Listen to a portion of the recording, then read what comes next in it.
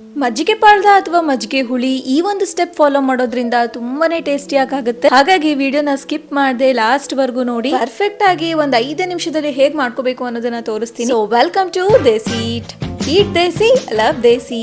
ಹೇಗಿದ್ದೀರಾ ಎಲ್ಲರೂ? Okay, let's begin. ಮೊದಲಿಗೆ ಇಲ್ಲಿ ನಾನು 1.5 ಕಪ್ ಅಷ್ಟು ಮೊಸರನ್ನ ತಗೊಂಡಿದ್ದೀನಿ. ತುಂಬಾ ಗಟ್ಟಿಯಾಗಿನಿಲ್ಲ ಮೊಸರು, ಜೊತೆಗೆ ಸ್ವಲ್ಪ ಹುಳಿ ಸಹ ಇದೆ. ಮೊಸರೇನಾದ್ರೂ ಹುಳಿ ಆದ್ರೆ ಏನ್ ಮಾಡ್ತೀರಾ ನೀವು?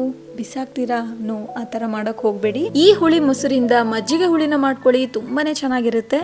ತುಂಬಾನೇ ಸಿಂಪಲ್ ಆಗಿದೆ ಮಾಡ್ಕೊಳ್ಳೋದು. ಒಂದು 5 ನಿಮಿಷದಲ್ಲಿ ಮಾಡ್ಕೋಬಹುದು. ಮೊದಲಿಗೆ ಮಿಕ್ಸಿ ಜಾರ್ಗೆ ಒಂದು 4ರಿಂದ 5 ಹಸಿಮೆಣಸಿನಕಾಯಿ ಹಾಕೊಳ್ಳಿ. ಆ ನಂತರ ಸ್ವಲ್ಪ ಕೊತ್ತಂಬರಿ ಸೊಪ್ಪು, ಹಾಗೆ ಒಂದು 3ರಿಂದ 4 ಬೆಳ್ಳುಳ್ಳಿ, ಒಂದು 3 ಸ್ಪೂನ್ ಅಷ್ಟು ಕಡಲೆ ಹಿಟ್ಟನ್ನ ಹಾಕೊಳ್ಳಿ. ನೆಕ್ಸ್ಟ್ ಇದನ್ನ ಗ್ರೈಂಡ್ ಮಾಡ್ಕೋಬೇಕು.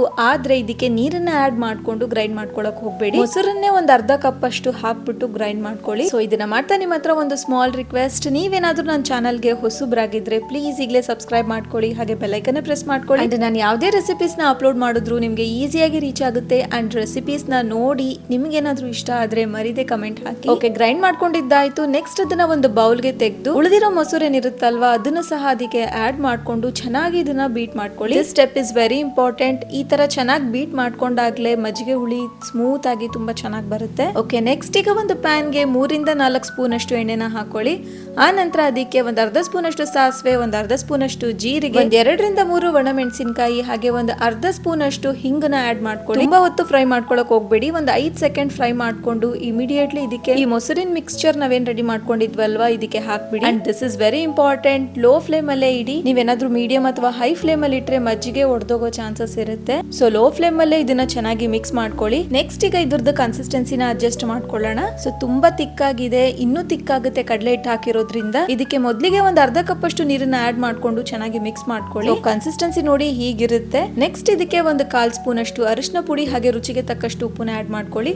ಈಗ ಇದನ್ನ ಒಂದ್ಸಲ ಚೆನ್ನಾಗಿ ಮಿಕ್ಸ್ ಮಾಡ್ಕೊಳ್ಳಿ. ಜೊತೆಗೆ ಇದ್ರದ್ದು ಥಿಕ್ನೆಸ್ ಕನ್ಸಿಸ್ಟೆನ್ಸಿ ಸಹ ಚೆಕ್ ಮಾಡ್ಕೊಳ್ಳಿ. ನಿಮ್ಗೆ ಇನ್ನೂ ಸ್ವಲ್ಪ ನೀರಾಗಬೇಕಿತ್ತು ಅಂದ್ರೆ ಇನ್ನೂ ಸ್ವಲ್ಪ ನೀರ್ ಸಹ ಆಡ್ ಮಾಡ್ಕೋಬಹುದು. ಫೈನಲ್ ಆಗಿ ಇದಕ್ಕೆ ಒಂದ್ 2 ಕಡ್ಡಿಯಷ್ಟು ಕರ್ಬೇವ್ನ ಆಡ್ ಮಾಡ್ಕೊಂಡು ಒಂದ್ ಒಳ್ಳೆ ಮಿಕ್ಸ್ ನ ಕೊಟ್ಟು ಒಂದ್ 2ರಿಂದ 3 ನಿಮಿಷ ಚೆನ್ನಾಗಿ ಇದನ್ನ ಲೋ ಫ್ಲೇಮ್ ಅಲ್ಲೇ ಕುದಿಯೋಕ್ ಬಿಡಿ. ಟೋಟಲಿ ನಾನಿಲ್ಲಿ ಎಷ್ಟು ಮೊಸರನ್ನ ತಗೊಂಡಿದ್ನಲ್ವಾ ಸೇಮ್ ಕ್ವಾಂಟಿಟಿ ಅಷ್ಟು ನೀರನ್ನ ಆಡ್ ಮಾಡ್ಕೊಂಡಿದೀನಿ. ಓಕೆ, ಇದು ಕುದಿತಾ ಒಂದು 3 ನಿಮಿಷ ಆಗಕ್ ಬಂತು. ಸೊ ಫ್ಲೇವರ್ ಸಹ ಸಖತ್ತಾಗಿ ಬರ್ತಾ ಇದೆ, ಜೊತೆಗೆ ಕನ್ಸಿಸ್ಟೆನ್ಸಿ ಸಹ ಪರ್ಫೆಕ್ಟ್ ಆಗಿದೆ. ಅಂಡ್ ವಿಡಿಯೋ ಬಿಗಿನಿಂಗ್ ಅಲ್ಲಿ ನಾನು ನಿಮ್ಗೊಂದು ಹೇಳಿದ್ದೆ, ಈ ಸ್ಟೆಪ್ ಫಾಲೋ ಮಾಡೋದ್ರಿಂದ ಮಜ್ಜಿಗೆ ಹುಳಿ ತುಂಬಾನೇ ಟೇಸ್ಟಿ ಆಗುತ್ತೆ. ಅದು ಯಾವ ಸ್ಟೆಪ್ ಅಂದ್ರೆ ಮೊಸರು ಹುಳಿಯಾಗಿರ್ಬೇಕು. ಫ್ರೆಶ್ ಆಗಿರೋ ಮೊಸರು ಸ್ವಲ್ಪ ಲೈಟ್ ಆಗಿ ಸ್ವೀಟ್ ಆಗಿರುತ್ತೆ. ಸೊ ಅದರಿಂದ ಮಾಡಿದ್ರೆ ಅಷ್ಟೊಂದು ಟೇಸ್ಟಿ ಆಗಿರಲ್ಲ.